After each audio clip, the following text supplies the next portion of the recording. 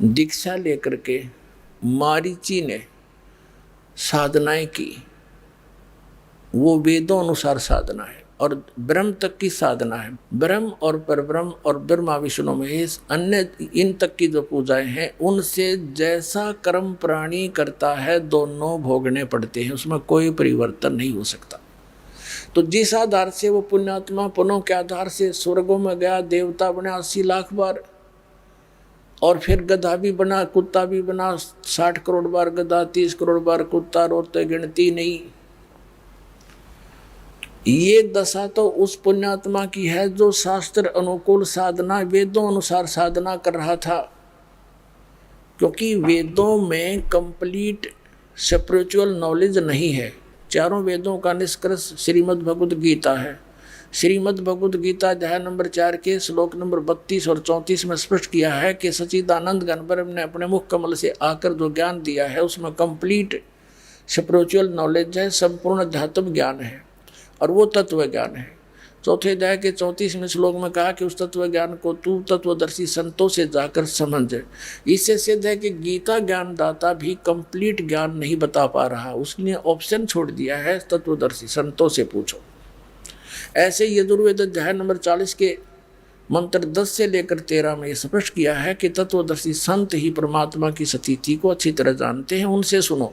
तो इससे सिद्ध हो गया कि जो वेदों में वर्णित विधि है वो गलत नहीं है, लेकिन कंप्लीट नहीं है, उससे जन्म मृत्यु नहीं मिट सकती। इसलिए गीता ज्ञानदाता कहता है 18वें अध्याय के 62वें श्लोक में कि तू सर्वभाव से उस परमेश्वर की शरण में जा और तत्वदर्शी संतों को खोज कर ले, वो बताओगे उसका मार्ग। उसके पश्चात उस परमेश्वर की कृपा से तुम जन्म मृत्यु से सदा के लिए छूट जाएगा, फिर सनातन परम धाम को और परम शांति को प्राप्त होगा। तो पुण्यात्मा, ब्रह्म साधना करने वाले मारीची के विधिवत साधक के ये ऐसी हालत हुई, और आगे वही जीव महावीर जैन कहलाया जो जैन धर्म का अंतिम आज तक का और 24 में तीर्थंकर हैं। उसने ना तो कोई गुरु धारण किया, उसके इतिहास में लिखा है, अपने आप हठ योग करके जैसा भी उसने अपनी साधना की, उसके बाद अपने अनुभव से 363 पाखंड मत बकवाद पंथ चला दिए। अब वर्तमान के जैनी इस महावीर जैन द्वारा चलाए गए पाखंड मतों के आधार से साधना कर रहे हैं। इनकी के दुर्गति होगी तो एक बार भी स्वर्ग ना जा सकते। यो कम से कम 80 लाख बार तो देवता बन गया था। तो दास का उद्देश्य किसी की क्रिटिसाइज करना नहीं है, आपको ये दिखा रहे हैं कि आप जी विष खा रहे हो, इस विष को त्याग कर अमृत खा लो, आपका मोक्ष होगा, आपके बच्चों को भी सुख होगा। साधना गलत कर रहे हो। अब क्या बताते हैं, कोट जन्म तन भरमत हो गए, कुछ नहीं हाथ लगा रे, और कुकर सुकर खरबा बोरे कौआ हंस बगारे। कोटि जन्म तू राजा की, ना मिटी न मन की आशा, भिक्षुकों का दर दर घूम लिया, ये मिला ना निर्गुण रासा। ये साधना नहीं मिली। आप ऐसे कठिन साधक भी रहे हो, घर त्याग गए, जंगल में चले गए, नगरी से भिक्षा मांग लाए, सूखी रोटी जैसी भी मिली खा ली, बाकी रखती वहीं पर सूख जाती थी, अगले दिन भेकर खा लेते थे 2-2-3 दिन तक उस एक दिन की भिक्षा से, और जंगलों में अपना टाइम पास करते थे, भक्ति करते थे। उससे क्या मिला कि इंद्र कुबेर ईश की पदवी, ब्रह्मा वरुण धर्मराया, विष्णुनाथ के पुर को जाकर तो फिर भी वापस आया। क्या बताते हैं कि भिक्षुक होकर तू दर दर घूमया, मिला ना निर्गुण रासा। ये साधना ना मिलने से, सच्ची साधना ना मिलने से, तो ऐसी कठिन साधना करके भी उच्च पदों को प्राप्त करके, ब्रह्मा विष्णु महेश तक की पदवी को प्राप्त करके, इंद्र तक की पदवी को प्राप्त करके भी तो फिर वापस यही जन्म मृत्यु में चक्कर काट रहा है। इसलिए क्या बताते हैं, असंग जन्म तन मर्त्या हो गे, जीवित क्यों न मरे रे, द्वादश मध्य मैल मठ बोरे, बोर न दे धरे रे। अभी तक 10वें द्वार पे जोर दे रखा था कि 10वां द्वार पार कर गया बस मुक्ति हो जाती। 10वां द्वार तो इस ब्रह्मांड के अंदर ही रह लेता है, इससे बाहर नहीं, जन्म मृत्यु से बाहर नहीं होता। 12वें द्वार में सतलोक है, 12वां द्वार पार करके जाना पड़ेगा। ये सब ब्रह्मांडों के रास्ते हैं।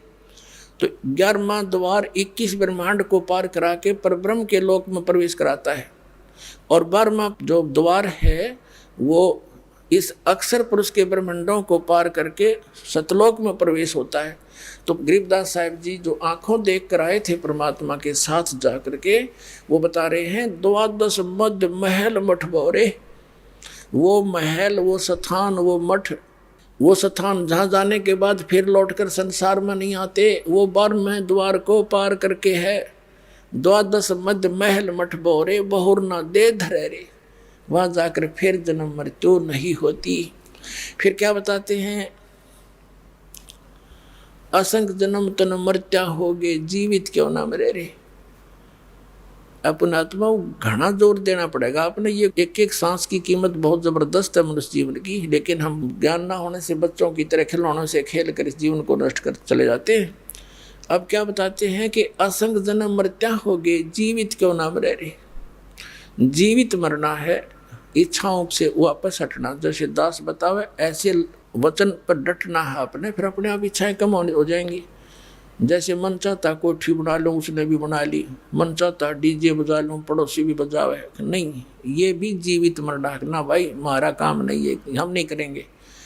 फिर जीवित मरना है, जैसे कोई व्यक्ति, जैसे आपको उदाहरण दिए 5 लाख के एग्रीमेंट के चक्कर में भगवान भक्ति छोड़ के और दौड़ा जा रहा था। ना वो बालक रहे जिसके लिए माया जोड़े था, ना खुद रहा है, और भगवान भी ना मिला। तो कहने का भाव ये है, जैसे एक व्यक्ति नाइट सर्विस से जा रहा था, सुबह वापस आना था, अपना मकान बनावा था, तो नाइट सर्विस वाली उस बस की दुर्घटना में वो मृत्यु को प्राप्त हो गया। अब कितनी स्पीड तो जा रहा था, रात में जाकर वापस आऊँगा। अब वो आप पहना रहे, वो कोठन कौन बनाओगा, क्या करेगा उसको ठेका। तो कहने का भाव ये है कि जब आप सत्संग के निकट आवे और मन बकवाद करे, तो परमात्मा के इस विधान ने याद कर ले कि मान लीजिए हमारी मृत्यु हो जाती है, मृत्यु होगी तो फिर ये सारा साजबाज जिसके कारण हम भगवान के मार्ग पर नहीं लग पा रहे, यहाँ नहीं पहुँच पा रहे, तो परमानेंट टिकट कट गई। तो नो सोच ले 3 दिन के लिए मैं मर गया और कति छोड़ कर चल पड़ा उस काम में। एक स्थिति ऐसी भी आएगी, लेकिन आएगी धीरे धीरे। तो फिर नो सोच ले 3 दिन के अंदर जो कोई काम बिगड़ेगा, खराब होगा, उसने फिर जाकर ठीक कर लेंगे, और परमानेंट टिकट कट की जब भी तो वही रह जाएगा यहीं पर। तो इन फार्मूलों को आपने याद रखना पड़ेगा, तब इस मार्ग पर बढ़ सकते हो। नहीं तो काल ने इतना वजन धर रखा है, असंग जन्म हो गए और मृत्यु होते चल छड़ यहाँ से। जीवित तेनों का यू तेरा है, यो तेरा है, मुकदमा करें बैठे रहे 1 फुट जगह पर, हर 1 मिनट में मृत्यु हो जाए, उनका छड़ ही मेरा है। काल कहे छोड़, इसने मूर्ख बना रखा था तेरे को। तो परमात्मा कहते हैं ने सोच ले, और विश्वास रखना जो भगवान की तरफ चलते हैं उनके काम बिगड़ा नहीं करते। ये अपना बिल्कुल हृदय में गांठ लगा लेना। जो भगवान की तरफ ऐसे समर्पित होकर चलते हैं उनके काम बिगड़ा नहीं करते, बना करते हैं। सैकड़ों प्रमाण दिखा दूँ आपने यहाँ हमारे साथ। और हम एक बच्चे को भेजते हैं 14, 15, 16 वर्ष तक फ्री छोड़ देते हैं, बेटा अपना जीवन सफल कर। और इस परमात्मा के लिए क्या हम थोड़ा बहुत भी नहीं कर सकते उत्तम कल्याण के लिए? तो समय भी निकालना पड़ेगा, 2 पैसे परमात्मा के दिए हुए धन से पुण्य भी लाना पड़ेगा। ये सभी क्रियाएं आपको यहाँ से पार करने में सहयोग देंगी। तो कहते हैं असंग जन्म तन मर्त्या होगे, जीवित क्यों ना मरे रे। और 12 मधुमल मठबोरे, बहुर ना दे धरे रे। कहते हैं दोजक भिष्ट सभी तय देखे, राजपाट के रसिया। जैसे महावीर जैन जी का इतिहास आपने देखा। दोजक माने नरक, भिष्ट माने स्वर्ग। दोजक बहिष्ट सभी तय देखे, राजपाट के रसिया। और 3 लोक से तरपत नाही, यो मन भोगी खसिया। गरीबदास जी याद दिलाना चाहते हैं जो भगवान को देख कर आए थे, परमात्मा के साथ गए थे नानक साहिब जी की तरह। अब वो आंखों देखा सब परमात्मा का दिया हुआ ज्ञान, और सब बता रहे हैं। क्या बताते हैं कि इस मन की इतनी गंदी वृत्ति है, यूं काल का दूत है, तुमने चैन से रहने नहीं देता। जैसे कोई गांव का सरपंच बन जाता है तो उसकी नीयत रहती है चेयरमैन बनूं, और चेयरमैन बन जाता है तो ये सोचा एमएलए की टिकट मिला है। एमएलए बनने के बाद इन्होंने सोचा मंत्री बनूं जब बात बने। मंत्री बनने के बाद इन्होंने सोचा मुख्यमंत्री बनूं जब चौधर पूरी हो, मंत्री बनकर नीति यह हुआ प्रधानमंत्री बनूं, इतने इसकी टिकट कट ले, फिर गधा संतरी बना पाओ। अब परमात्मा कहते हैं 3 लोग से तरपत ना ही यो मन भोगी खसिया, ये मूर्ख बना रहा तुम्हारे को जो काम करना था। कबीर साहब कहते हैं कबीरा सब जग निर्धना धनवंता नहीं कोए, धनवंता सो जानियो जिस पर राम नाम धन होए। तो राम नाम का धन इकट्ठा करो, आप भगवान के चरणों में जाओगे। फिर क्या बताते हैं कि सतगुरु मिले तो इच्छा मिटे, सतगुरु मिलेगा तो यहाँ से मन हटाओगा, आपकी इच्छाएं खत्म कर देगा। ये सत्कर मान लेना, आपको गलानी हो जाएगी यहाँ के इस बकवादों से। एक दिन ऐसी स्थिति आ जाएगी आपकी भी और आपके बच्चों की भी, और फिर भक्ति सफल होगी, स्पीड तो चलेगी। क्योंकि उस सुख को प्राप्त करने के लिए हमने यहाँ के सुख छोड़ने पड़ेंगे। क्योंकि स्टूडेंट यदि कॉलेज टाइम में, अपने स्टडी टाइम में और ये बकवादें करता है और भक्ति नहीं कर रहा है तो वो सदा दुखी होता है। तो आप स्टूडेंट हैं, आपने यहाँ की जो सुविधाएं बटोरने में जीवन नष्ट कर रहे हो, ये आप बालक हो, अपना जीवन नाश कर रहे हो। यहाँ के सुख से उल्टा हटना पड़ेगा और ये सच्चाई के साथ आपने माननी पड़ेगी ये बात। एक कहने से बाय ऑर्डर नहीं, इस ज्ञान से आपकी महात्मा हट जाएगी। इनते देख लेना कुछ दिनों में। तो कहते हैं सतगुरु मिले तो इच्छा मिटे और पद मिल पदे समाना, चल हंसा उस लोक पठाऊं जो आदि अमर अस्थाना।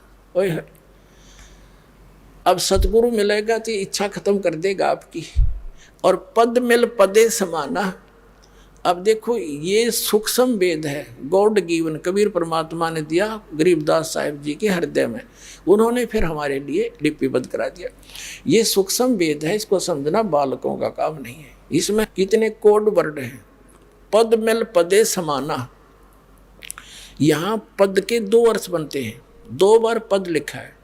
एक तो पद मिले, पद माने पद्धति, यानी पूजा की विधि अकॉर्डिंग टू शास्त्र मिले, सही भक्ति विधि सही मंत्र मिलेंगे, वो पद है, यानी वो पद्धति है। फिर पद मिल पदे समाना, कौन से पद में समाएंगे, कहाँ पहुंचेंगे। जैसे गीता अध्याय नंबर 15 के श्लोक नंबर 4 में कहा है कि उसके पश्चात तत्वदर्शी संत मिलने के पश्चात परमेश्वर के उस परम पद की खोज करनी चाहिए, जहाँ जाने के बाद साधक फिर कभी लौट कर संसार में नहीं आते।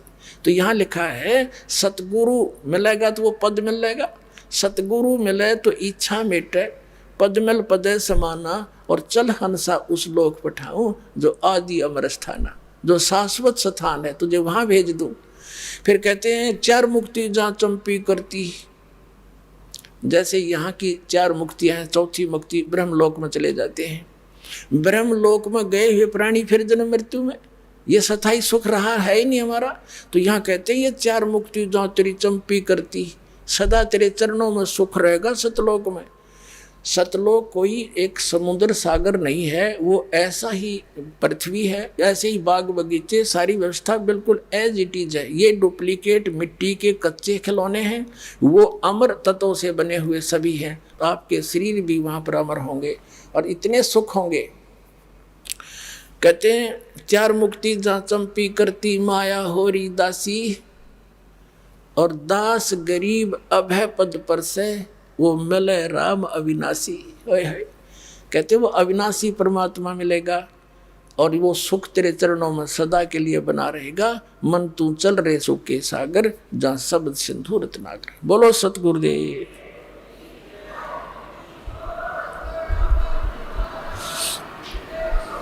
परम पिता परमात्मा पूर्ण ब्रह्म सारी सृष्टि के रचनहार कबीर देव जी, कबीर साहिब, ये हम सभी आत्माओं के पिता हैं, ये जनक हैं हमारे। और अपने का दुख अपनों को ही होता है। अपने बच्चे जब कष्ट में होते हैं तो माता पिता की नींद भी हराम हो जाती है। तो पुण्यात्माओं, हमने एक बहुत भयंकर गलती करी थी, जिसके परिणाम स्वरूप हम यहाँ इस काल के जाल में ये पीड़ाएं सहन कर रहे हैं। हम अपने पिता से विमुख हो गए, जहाँ हमें सब सुविधाएं उपलब्ध थी, वहाँ ना वृद्ध अवस्था थी, ना मृत्यु होती थी। हमारा भरा पूरा परिवार था, सब सुविधाएं उपलब्ध थी। हम अपनी गलती के कारण इस काल भगवान के ऊपर आसक्त हो गए, इसके साथ यहाँ आ गए। और शेष बहुत से जो वहाँ आत्माएं अभी रह रही हैं, वो वहीं रह गए, वो इसके ऊपर आसक्त नहीं हुए। वहाँ हमें कोई दुख नहीं था, हमारी मृत्यु नहीं होती थी, किसी चीज का अभाव नहीं था।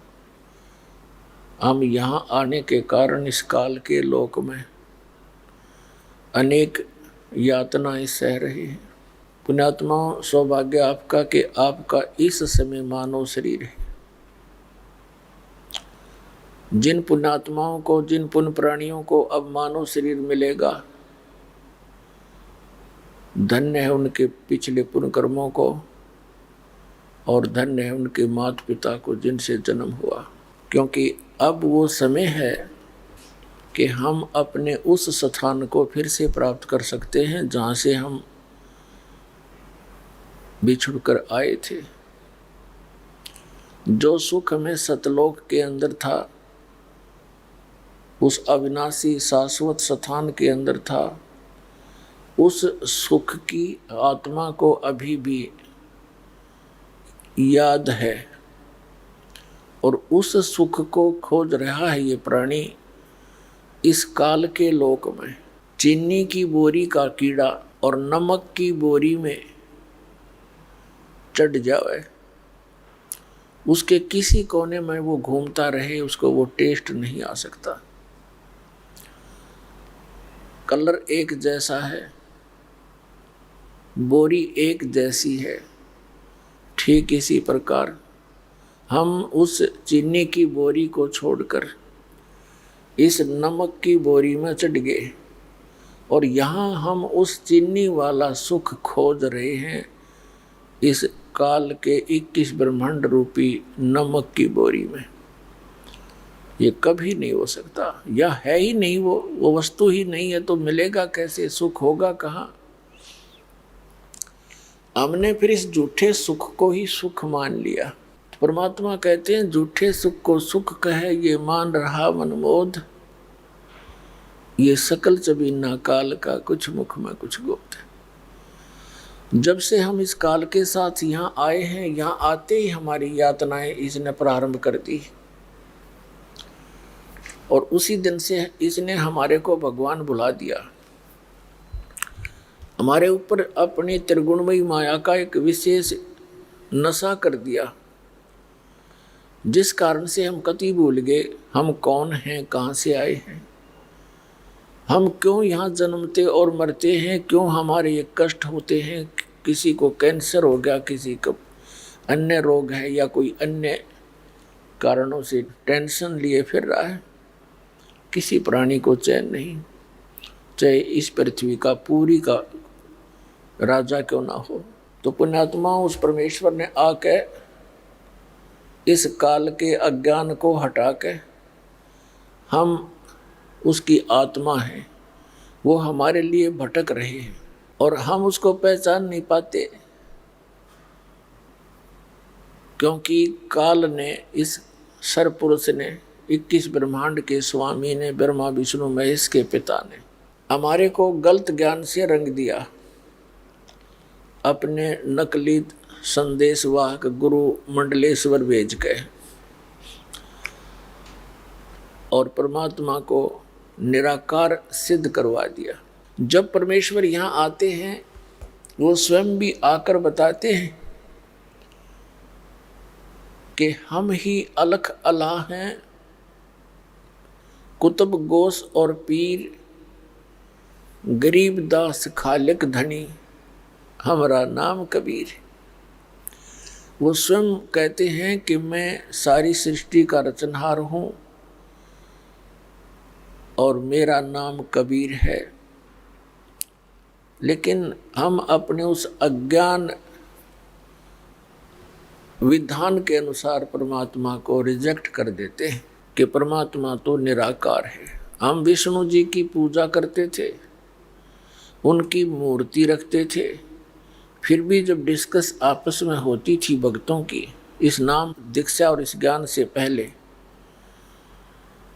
तो फिर पूछते थे भगवान कैसा है, भगवान तो निराकार है। समाधि लाकर उसके प्रकाश देखा जाता है। हमारी बुद्धि का कोई ठिकाना नहीं था, कोई सतर नहीं था हमारे ज्ञान का, तो ऐसे हम भ्रमित थे, जिस कारण से हम परमात्मा को साकार रूप में पूजते हुए भी हम इतने बालक बुद्धि के थे, फिर भी भगवान को निराकार और केवल प्रकाश ही स्वीकार करके बैठे हुए थे। उस परमेश्वर ने आकर के अपना यथार्थ ज्ञान और सृष्टि रचना की कहानी सारी सुनाई, अमर कथा। फिर कुछ पुण्यात्माओं को वो साथ लेकर के सतलोक गए, अपने निज स्थान पर जहां हम पहले रहा करते थे। उनमें से कौन कौन है वो दृढ़ भक्त, कौन कौन सी है वो पुण्यात्माएं जो दास के नॉलेज में है। आदरणीय धर्मदास साहिब जी बांधवगढ़ वाले, ये एक सेठ थे, बहुत बड़े धनी पुरुष थे। भगवान की चाह में जैसा भी गुरु मिला हुआ था और पवित्र हिंदू धर्म में जन्म था, जैसे भी उन गुरुओं ने रंग में रंग रखा था, उसी आधार से वे पूजाएं करते हुए तीर्थों पर भटक रहे थे। मथुरा के अंदर परमात्मा एक जिंदा रूप धारण करके, एक मुसलमानों के अंदर जिंदा महात्मा होते हैं, एक काला सा ओवर कोट पहनते हैं ओनली, जिसको चोगा बोल रहे हैं, एक घुटनों तक का कच्छा अंडरवियर, सिर पे काला टोप चोटे से वाला, ऐसी वेशभूषा वाले को जिंदा महात्मा कहते हैं। तब धर्मदास जी को मिले, उनको बहुत ज्ञान समझाया, लेकिन हम इस अज्ञान के आधार से इतने दृढ़ होकर बैठ जाते हैं। परमात्मा से कहा कि आप कौन हो? तब परमेश्वर ने कहा कि मैं परमात्मा हूँ जिसकी तुम्हें तलाश है। तब धर्मदास जी ने कहा कि आप तो साकार दिखाई दे रहे हो, परमात्मा तो निराकार है। तब परमेश्वर ने कहा कि आप विष्णु जी की पूजा और ये मूर्ति किस लिए लिए हुए हो, ये विष्णु जी क्या है? तब धर्मदास जी ने कहा कि विष्णु हमारे भगवान हैं। तो क्या विष्णु जी साकार हैं या निराकार? कि विष्णु जी तो साकार हैं, फिर परमात्मा कैसा है? कि परमात्मा तो निराकार है। परमात्मा ने कहा फिर विष्णु जी क्या है जब परमात्मा निराकार है? तो नो आंसर, फिर मौन धारण कर लिया। तब परमेश्वर ने कहा कि मैं विधेयी हूं भाई। अब धर्मदास के यह गले उतरे नहीं कि आपका दिख देही तुम कहो विधेयी। तब परमात्मा ने कहा धर्मदास देख, मेरे हाथ लगा के देख, जो तुम्हारा शरीर है ना, ऐसा नहीं है मेरा शरीर। मेरा हार्ड चाम का पुतला नहीं है, मेरी अमर काया है। इसमें नाड़ी आदि का जोड़ जुगाड़ नहीं है, हार्ड मांस नहीं है। अब धर्मदास ने देखा रुई जैसा शरीर मालिक का, ऐसे फिर भी गले बात नहीं उतरी। कहने का भाव ये है कि परमात्मा ने कई बार झटके वटके देकर अंतर ध्यान हो गए परमात्मा सामने से। तब धर्मदास जी के एकदम झटका सा लग गया कि सचमुच ये तो परमात्मा ही थे। फिर परमात्मा उस प्यारी आत्मा को सतलोक लेकर गए। जब सतलोक में जाकर देखा, वही जिंदा वाला रूप ही उस अनंत कोट ब्रह्मांड के संचालक के रूप में सिंहासन पर विराजमान है। सिर पे मुकुट है और तेजों में शरीर है, ऊपर छत्र है, बहुत बड़ा गुम्बद है। सतलोक एक पृथ्वी है सफेद कलर की, उसका तेज बहुत घना है, बहुत नूरी है, और वहाँ सब व्यवस्था है। बाग बगीचे हैं, सदाबहार वृक्ष हैं, झरने बह रहे हैं, प्रत्येक पदार्थ अमर है। जैसे उस सतलोक का एक सैंपल है यहाँ पर जो गंगा दरिया का जल है ये सतलोक से आया हुआ है। परमात्मा ने अपने एक मटेरियल की, वहाँ के पदार्थ की एक पहचान बताने के लिए ये सतलोक से भेज रखी है। ये निरंजन के लोक में आती है, वहाँ से फिर विष्णु के लोक में आती है, विष्णु के लोक से फिर शिव के लोक में आती है, शिव के लोक से फिर ये पृथ्वी के ऊपर आती है। इसके आने का तरीका जैसे समुद्र से वाष्प उठती हैं, बादल रूप धारण कर लेती हैं, अरबों टन पानी ऊपर घूम रहा है बगैर किसी सपोर्ट के, और जहाँ चाहे परमात्मा उसका पानी बनाकर वर्षा कर देता है। ऐसे ही वहाँ से सतलोक से नीचे आई, उसका प्रारूप बदल कर परमात्मा ने वहाँ प्रकट की। वहाँ शिवलोक में, विष्णुलोक में ये गंगा एज इट इज ही है। उसके बाद फिर उसको फिर दूसरा प्रारूप बदल के और यहाँ गौमुख के पास उस बर्फ के अंदर कन्वर्ट कर दी मालिक ने। वहाँ से ये पानी बनकर नीचे आ रहा है और ऊपर से वो लगातार आ रही है। तो इस जल को आप कितने दिन कहीं रख लो, किन्हीं परिस्थितियों में ये खराब नहीं होता।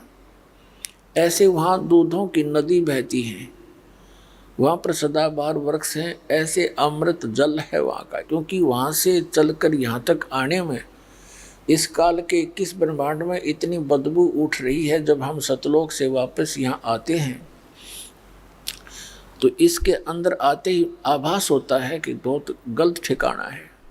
गरीबदास साहिब जी कहते हैं कि 100 योजन पर जाती है यह दुनिया की दुर्गंध।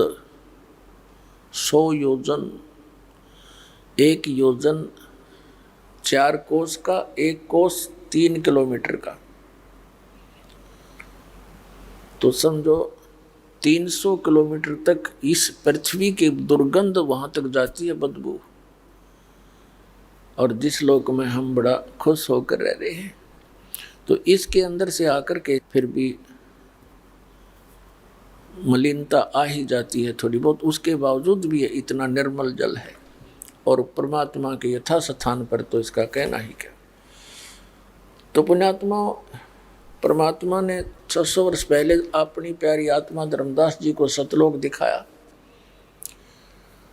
और वहाँ सतलोक के अंदर परमात्मा को देखा। करोड़ सूर्य मिला दे, करोड़ चंद्रमा, इतने एक रोमकूप की शोभा।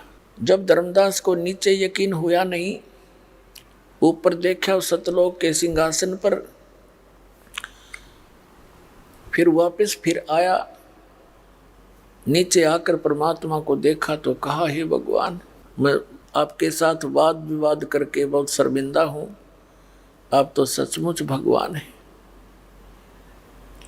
आप तो वास्तव में परमात्मा हैं। लेकिन आपका जो वहाँ शोभा है, वो शोभा युक्त आपका शरीर यहाँ नहीं है, इसका कारण क्या है?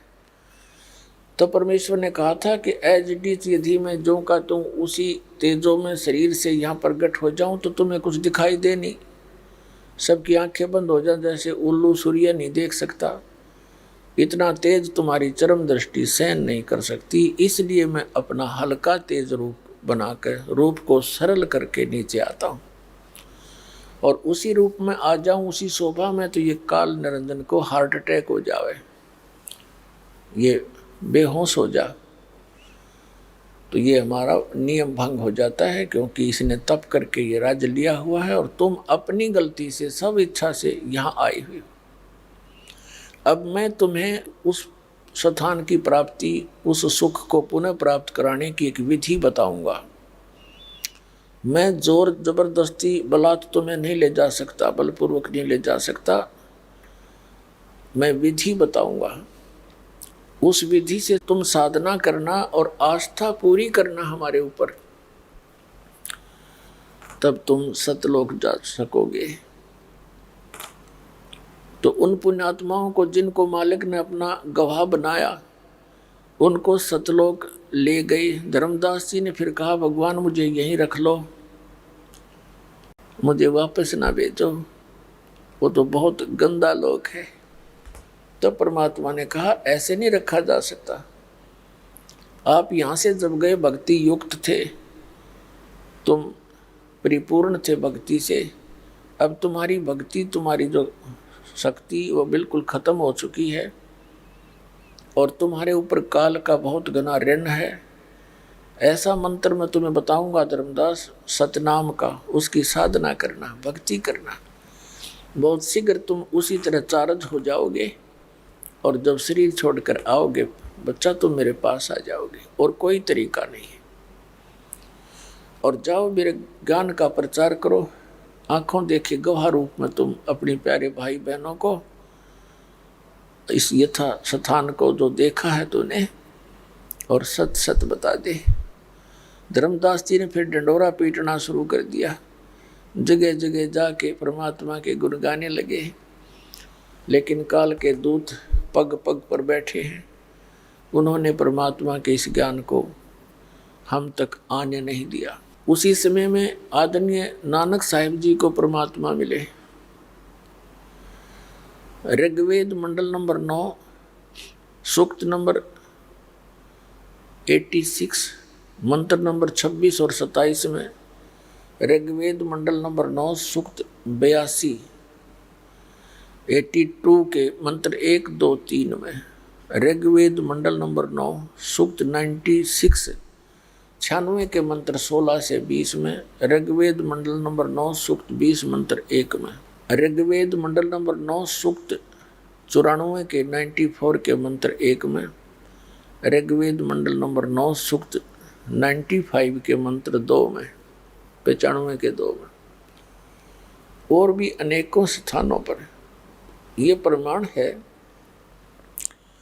कि वो कबीर देव वो परम अक्षर ब्रह्म सतलोक में रहता है ऊपर, और वहाँ से वो गति करके आता है, चल के आता है सशरीर, अच्छी आत्माओं को मिलता है जो दृढ़ भक्त होते हैं, उनको उपदेश देता है, ज्ञान सुनाता है। वो अपने शरीर को, अपने रूप को सरल करके आता है, तत्व ज्ञान से परिचित कराता है। तो उसी अपनी लीला आधार से परमात्मा आदरणीय नानक साहिब जी को मिले थे। जिस समय नानक साहिब जी सुल्तानपुर के अंदर एक नवाब के यहाँ नौकरी किया करते थे और प्रतिदिन वो बेई नदी में स्नान करने के लिए जाया करते थे। वहाँ घाट बना हुआ था, सुल्तानपुर नगर के साथ ही, शहर के साथ ही वो बेई नदी बह रही है।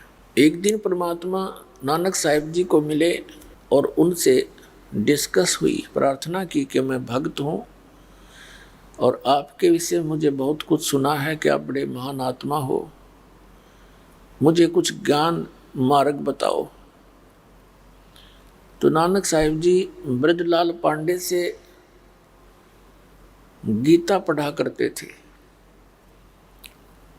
और उस ब्राह्मण ने, गुरु ने श्री विष्णु जी को सुप्रीम पावर, जैसा कि हिंदू समाज के अंदर एक लोक वेद फैला हुआ है, तो उन्होंने बताया कि विष्णु जी सर्वेश्वर हैं, ये अजरो अमर हैं, सर्वशक्तिमान हैं, इनके कोई माता पिता नहीं है। तो ऐसे काफ़ी डिस्कस हुई, जैसे धर्मदास साहिब जी के साथ हुई थी ऐसे ही नानक साहिब जी के साथ हुई। तो परमात्मा ने 3-4 प्रश्न किए थे। परमात्मा ने नानक साहिब जी से पूछा था कि गीता जी का ज्ञान किसने बोला? कि श्री कृष्ण जी ने। श्री कृष्ण जी कौन है? कि ये विष्णु के ही अवतार हैं। श्री नानक साहिब जी का उत्तर था। तब परमात्मा ने कहा कि गीता अध्याय नंबर 2 के श्लोक नंबर 12 में, अध्याय नंबर 4 के श्लोक 5 और 9 में, गीता अध्याय नंबर 10 के श्लोक नंबर 2 में आप मानते हो कि श्री कृष्ण यानी विष्णु जी ने ये गीता ज्ञान दिया? तो ये खुद कह रहे हैं मेरे तो अर्जुन जन्म और मृत्यु होते हैं, तू नहीं जानता मुझे ज्ञान है। तो ये अविनाशी कैसे हुए? अब नानक साहिब जी चुप हो गए। तब परमात्मा ने कहा कि गीता ज्ञानदाता अध्याय नंबर 15 के श्लोक नंबर 4 में कहता है कि तत्वदर्शी संत की प्राप्ति के उपरांत परमेश्वर के उस परम पद की खोज करनी चाहिए जहां जाने के बाद साधक फिर लौट कर संसार में नहीं आते। और जिस परमेश्वर ने सब ब्रह्मांडों की रचना की है, केवल उसी की भक्ति करो। गीता अध्याय नंबर 18 के श्लोक नंबर 62 में कहा है कि अर्जुन तू सर्वभाव से उस परमेश्वर की शरण में जा, उस परमात्मा की कृपा से तू परम शांति को, सनातन परम धाम को प्राप्त होगा। श्रीमद् भगवत गीता अध्याय नंबर 8 के श्लोक नंबर 1 में अर्जुन ने पूछा कि हे भगवान, आपने जो गीता अध्याय नंबर 7 के श्लोक 29 में जिस तत्वरम की जानकारी दी है कि उसको जानकर सारे अध्यात्म से परिचित, सब कर्मों से परिचित व्यक्ति केवल जरा और मरण से ही छूटने का प्रयत्न करता है। जरा माने बुढ़ापा, बुढ़ापे का कष्ट, और मरण माने मृत्यु। अपने आत्मा,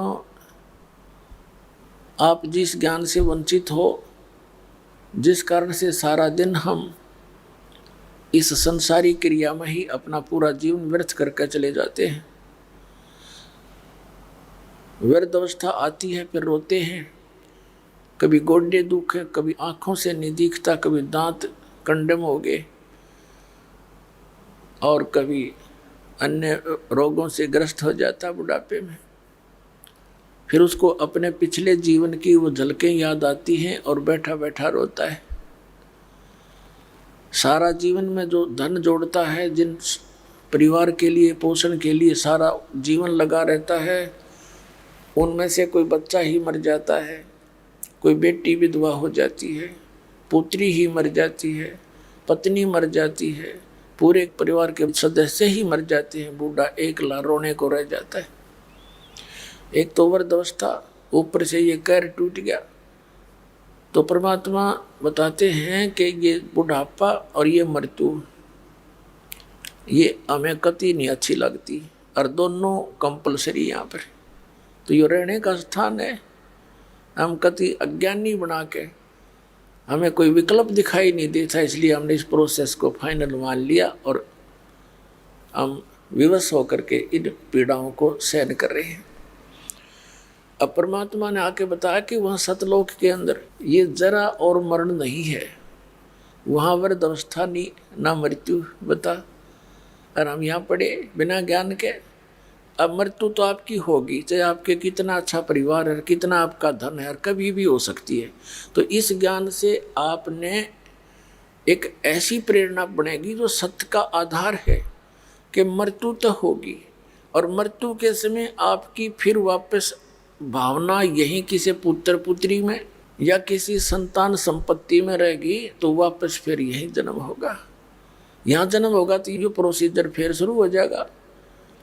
जन्म हुआ, फिर युवा हुए, विवाह हो गया, संतान हुई, कोई मर गया, कोई बच गया, सारा जीवन खर्च पक कर अरण्य में फिर मर गए।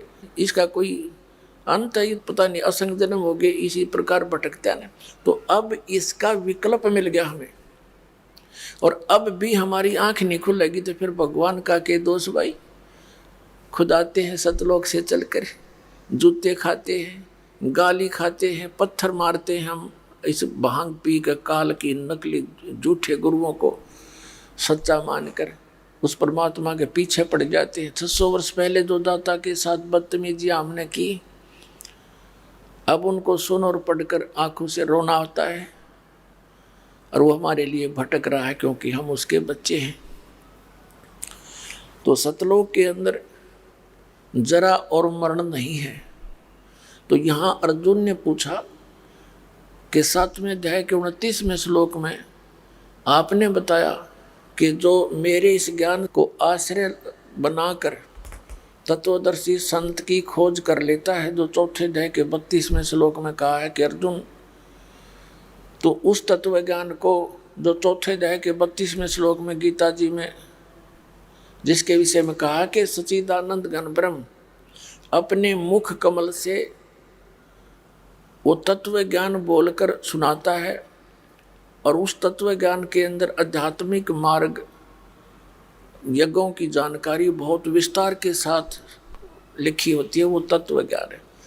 4थे अध्याय के 34वें श्लोक में कहा कि उस तत्व ज्ञान को तू तत्वदर्शी संतों के पास जाकर समझ, उनको दंडवत प्रणाम करने से और कपट छोड़ के प्रश्न करने से वो तत्वदर्शी संत तुझे उस तत्व ज्ञान का उपदेश करेंगे। तो यहाँ कहा कि मेरे इस ज्ञान को आधार आश्रय बनाकर 7वें अध्याय के 29वें श्लोक में, जो केवल जरा और मरण से छूटने का ही प्रयत्न करते हैं, जरा मरण मोक्षाय यतन्ति ते, जो जरा और मरण के छूटने के लिए प्रयत्न करते हैं, उसके मोक्ष के लिए, वे तत् ब्रह्म विदु, ब्रह्म तत्व विदु, वो उस परमात्मा से परिचित हो चुके हैं, तत् ब्रह्म। तो वो ही जरा और मरण से छूटने का प्रयत्न करते हैं, जो उस तत्ब्रह्म से परिचित हो जाते हैं और सारे अध्यात्म ज्ञान से परिचित हो जाते हैं, जो सब कर्मों से परिचित है। तो अर्जुन ने 8वें अध्याय के प्रथम मंत्र में पूछा, फिर किम तत्ब्रह्म, वो तत्ब्रह्म क्या है? 8वें अध्याय के 3रे श्लोक में उत्तर दिया गीता ज्ञानदाता ने कि वो परम अक्षर ब्रह्म है। यानी गीता ज्ञानदाता से अन्य है वो परम शक्ति। इन 7 श्लोकों को सुनकर नानक साहब जी बहुत प्रभावित हुए, लेकिन ये पुराना ज्ञान था, ये जल्दी सी जगह छोड़ता नहीं। तो नानक साहब जी उन कबीर साहब से नाराज हो गए, कहने लगे तू मुसलमान है कबीर, और हमारे देवताओं को, हमारे ग्रंथों को तू हमें भ्रमित करके सुना रहा है, मैं तेरी बात सुनने को तैयार नहीं। अब परमात्मा चले गए, अंतर ध्यान हो गए। घर आकर के उन्होंने गीता जी डेली पढ़ते थे, ध्यान से देखा, सब कुछ सच्चा पाया। कई दिन तक तड़पते रहे कि हे भगवान एक बार वो जिंदा फिर आ जा, वो साधु एक बार फिर आवे, मैं डिस्कस खूब करूँगा। अगली बार परमात्मा जब आए 5-6 महीने के बाद, उसी प्रकार सुबह सुबह गर्मियों के समय था, स्नान करने के लिए बेई नदी पर गए हुए थे नानक साहब जी। उस दिन परमात्मा केवल नानक साहब जी को दिखाई दे रहे थे, अन्य को नहीं। नानक साहब जी के साथ फिर काफ़ी देर डिस्कस होती रही, अकेले बैठे रहे एक साइड में। अन्य स्नान करने वाले देख रहे हैं कि ये नानक साहब जी किससे बातें कर रहे हैं। दूसरे कहने लगे स्नान करने वाले कि भगत आदमी है, ये तो आप पाप बोलिया करें, भगत तो मालिक से लौ लगा रखी होगी इसने। वो अपना नहाने नोने में लगे रहे।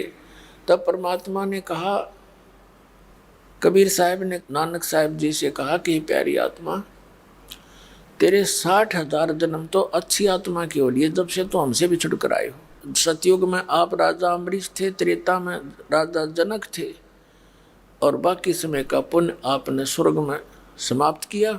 अब आज आप नौकर लगे हुए हो एक नवाब के यहाँ पर। तब नानक साहब ने कहा कि मुझे वो स्थान दिखा जिंदा, जब तेरी बात को मानूं मैं। तो नानक साहब जी जो ही स्नान करने के लिए बेई नदी में प्रवेश किया, वहाँ से उनको अंतर ध्यान कर दिया। लोगों ने सोचा वो डूब गए, तो पूरा नगर खोजने में लग गया। राजा ने भी भेज दिए सैनिक जाल ले लेकर। परमात्मा ले गए उनको अप स्ट्रीम में, अंदर ही अंदर, वहाँ जाकर बाहर निकाल लिया। शरीर को कहीं छुपा दिया एकांत स्थान पर, उनकी आत्मा को सतलोक लेकर गए। फिर उनको वापस छोड़ा, सतलोक में देखा वही जिंदा वाला रूप असंख्य ब्रह्मांड के मालिक के सिंहासन पर विराजमान। वहां उनका नूर एक रोमकूप में करोड़ सूर्य मिला दे, करोड़ चंद्रमा। ये लंबी कहानी है, लेकिन आज का जो विषय है उसको हम शॉर्ट करके बता रहे हैं। तो नानक साहब जी से कहा कि मैं बनारस में, काशी में धानक रूप में रहता हूँ, और रामानंद महर्षि मेरे गुरुजी हैं, और वहां आ जाना प्यारी आत्मा, सतनाम दूंगा। नानक साहब ने कहा था मुझे यहीं रख लो भगवान। तो परमात्मा ने कहा नहीं, आप जाइए, सतनाम की भक्ति करना। इस मंत्र की तो साधना से तुम शीघ्र ही भक्ति युक्त हो जाओगे, और भक्ति की शक्ति से ही तुम यहाँ आ पाओगे। अब तीसरे दिन नानक साहब जी वापस वहीं पहुंच गए बेई नदी के ऊपर। पहले उनको मृत जानकर शोक मनाया जा रहा था, जीवित देखकर खुशी का ठिकाना नहीं रहा। तो उसके बाद नानक साहब जी पहली उदासी में बनारस गए। वहाँ कबीर साहब को देखा एक जुल्हाई रूप में, धानक रूप में कपड़ा बुनते हुए। तब नानक साहब जी ने कहा था, फाई सूरत मुल्क की वेश, ए ठगवाड़ा ठगी देश, खरा सियाणा बहुता बार। ये धानक रूप रहा करता है, आंखों में आंसू भर के।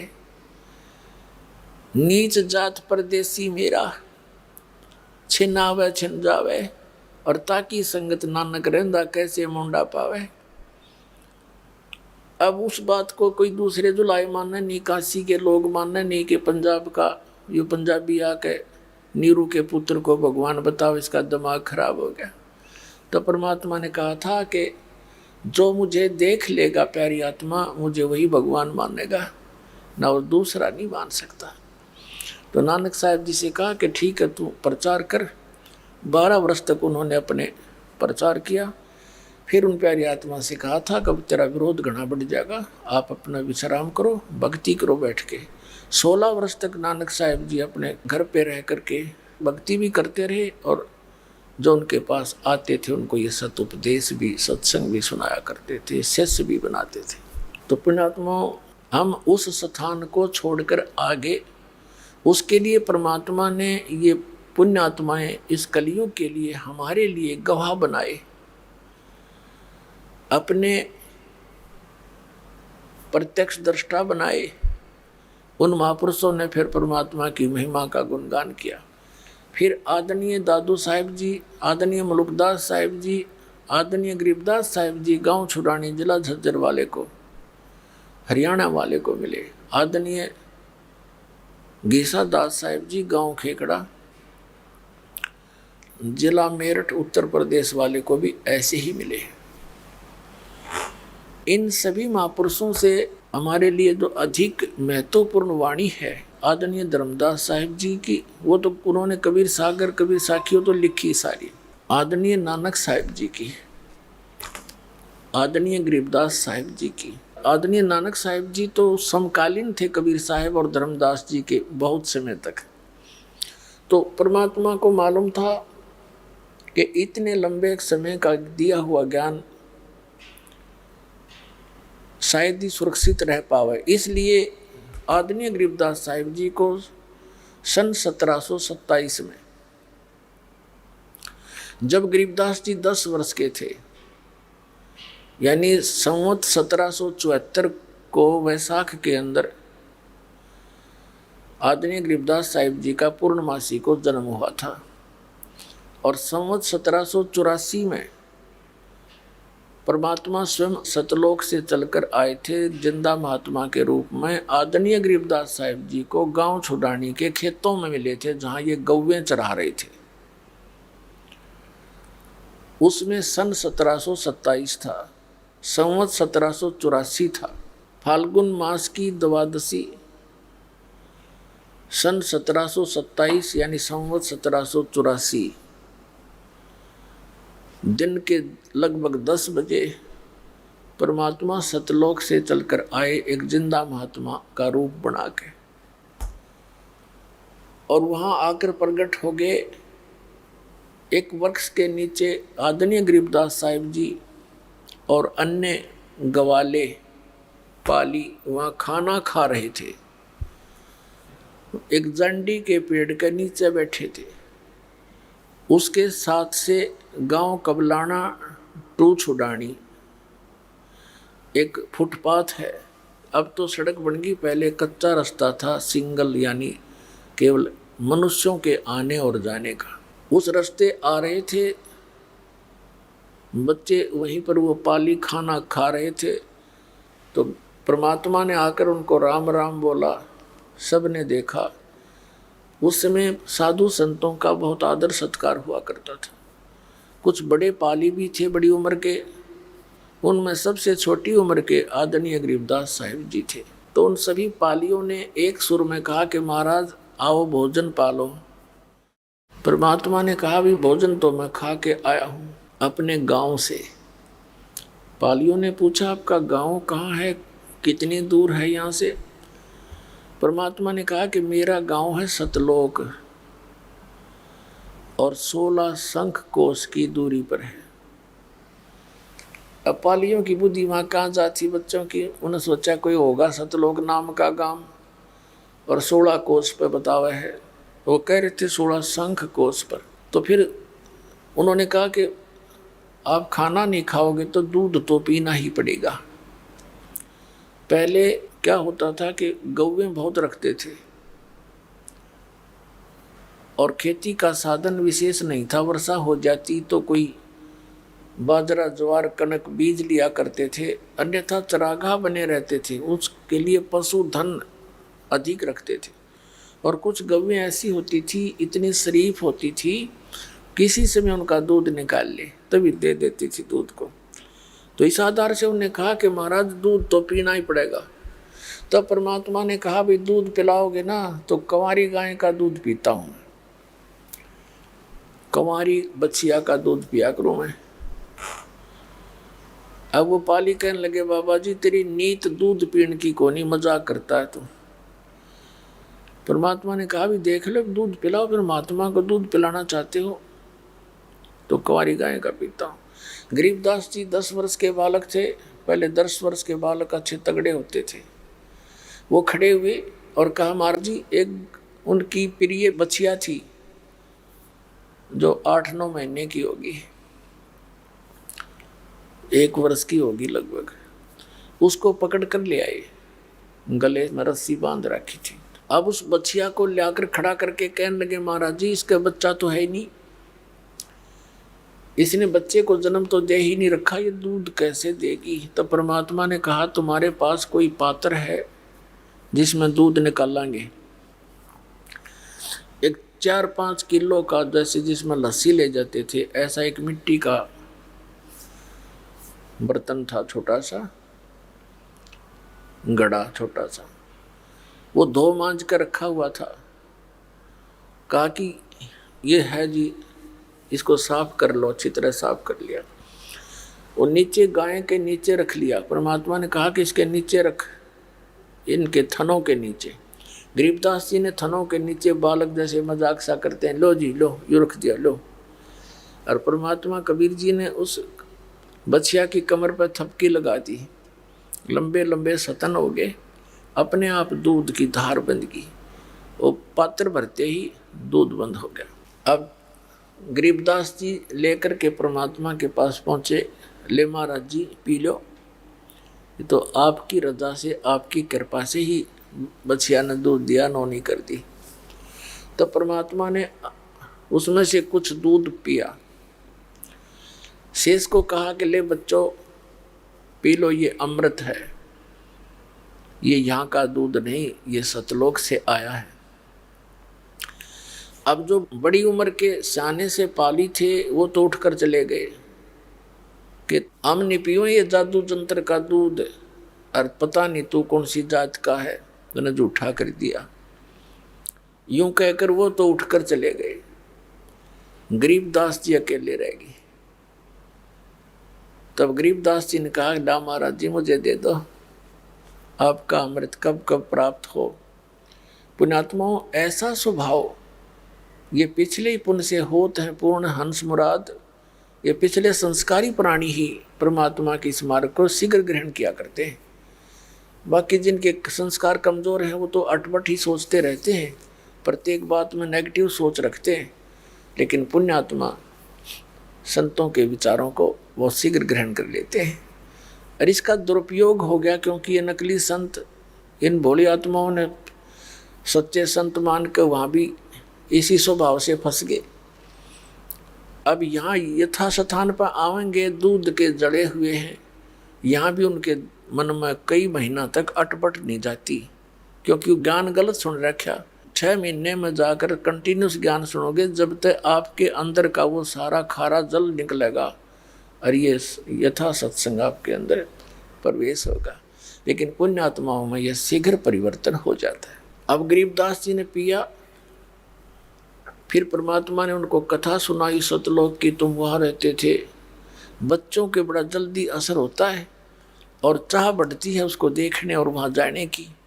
तो परमात्मा ने कहा बेटा प्रथम मंत्र ले, मेरे से उपदेश ले, फिर मैं तुझे वहाँ दिखा के लाऊंगा। रख तो नहीं सकूंगा लेकिन तुझे वो स्थान दिखा दूंगा जहाँ तुम पहले रहा करते थे, वहाँ कितना सुख है।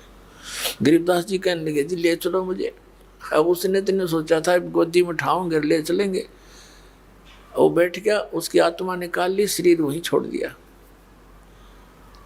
ऊपर लेकर गए परमात्मा। अब गरीबदास जी को लेकर के धर्मराज के दरबार में पहुंचे,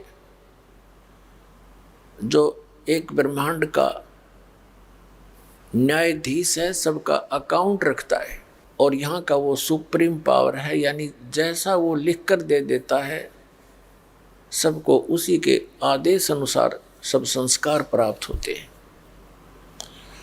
और उस धर्मराज के लिखे हुए को ना ब्रह्मा ना विष्णु ना शिव और न ही ब्रह्म उसको चेंज नहीं कर सकता। केवल वो परम अक्षर ब्रह्म, वो सुप्रीम पावर कबीर परमेश्वर जी परम अक्षर पुरुष ही कर सकता है। अब परमात्मा ने अपना साक्षी बनाना था गरीबदास साहिब जी को, अपने सामर्थ्य से उसको परिचित कराना था। अब परमात्मा धर्मराज के दरबार में जब गए, धर्मराज ने यानी यहाँ के चीफ जस्टिस ने, एक ब्रह्मांड के चीफ जस्टिस ने खड़ा होकर के परमात्मा कबीर परमेश्वर का सत्कार किया, अपनी सीट छोड़ दी उसके लिए और कहा आओ बैठिए भगवान। अब जैसे एक छोटे अधिकारी को एक हवलदार सत्र के कर्मचारी को और एक एसपी आकर के उसको आदेश देता है और वो अपनी सीट छोड़ करके करबद्ध खड़ा हो जाता है, जो एक शिष्टाचार होता है, ऐसे परमात्मा खड़े हैं। न्यायाधीश वहाँ का कर जोड़े खड़ा है उनके सामने, और परमात्मा उसके ऊपर डांट लगा रहे हैं। क्या बताते हैं? धर्मराय दरबार में देई कबीर तलाक, मेरे भूले चूके हंस को तू पकड़िए मत कजाके। गरीबदास साहिब जी ने अपनी अमृत वाणी में बोल के सारा आंखों देखा हाल सुनाया है कि पंजा दस्त कबीर का सिर पर रखो हंस, यम किंकर चंपे नहीं तुमरा उधर जावेगा वंश। दर्द बंद दरवेश है ये सतगुरु पुरुष कबीर, नाम लिए बंद टूट है ये टूटे